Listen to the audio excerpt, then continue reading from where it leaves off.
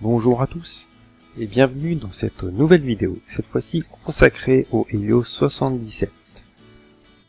C'est un objectif de construction relativement moderne. Sa conception date de la moitié des années 80 et sa production s'est arrêtée en 1993. Alors vous voyez, son design est assez typique des années 80 et 90 en URSS et en Russie. Si on compare par exemple avec un Helios 44 M4, très courant, on voit qu'ils se ressemblent beaucoup. Il existe deux versions de cet objectif, la version 77M et 77M4. La version M est un petit peu plus rare. Alors ils ont été fabriqués par deux usines différentes. La première est Valdai, plus connue sous le nom de Jupiter, et la deuxième est Vologda, usine qui a construit l'objectif que je tiens actuellement entre les mains. Alors on le trouve cet objectif sur eBay pour une somme relativement élevée, on va dire environ 100 €, parfois moins, même souvent moins, 80 €, 90 €. C'est un objectif assez onéreux parce qu'au final il est relativement rare. Et il ouvre à 1.8, donc c'est le seul Helios en 42 qui ouvre à 1.8. Maintenant, regardons un petit peu de plus près cet objectif. Alors, comme je vous ai dit tout à l'heure, il est très proche, du point de vue du design, du 44. Vous voyez, on va comparer, on va mettre les deux à l'infini. Voilà. Alors, vous voyez que le 44 est quand même petit peu plus gros, le 77 est plus compact.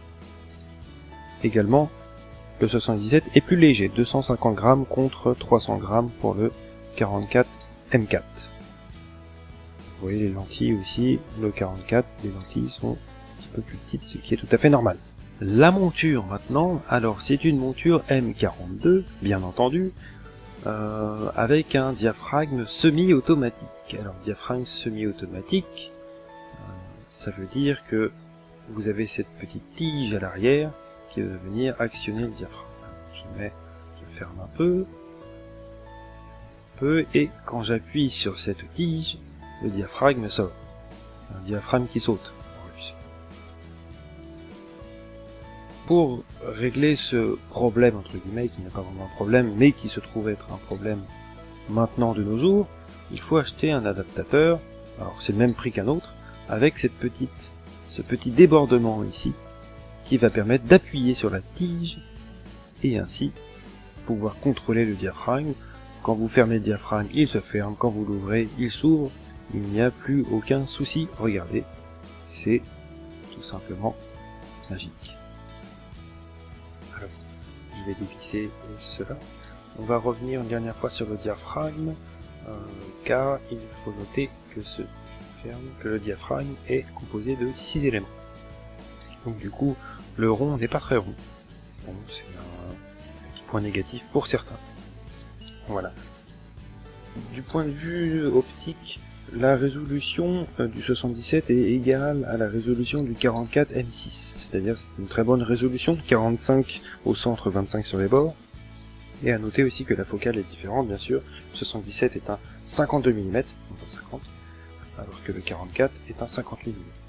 Et donc avant de se quitter, quelques photos que j'ai faites avec cet objectif pour se rendre compte de la qualité optique. À bientôt.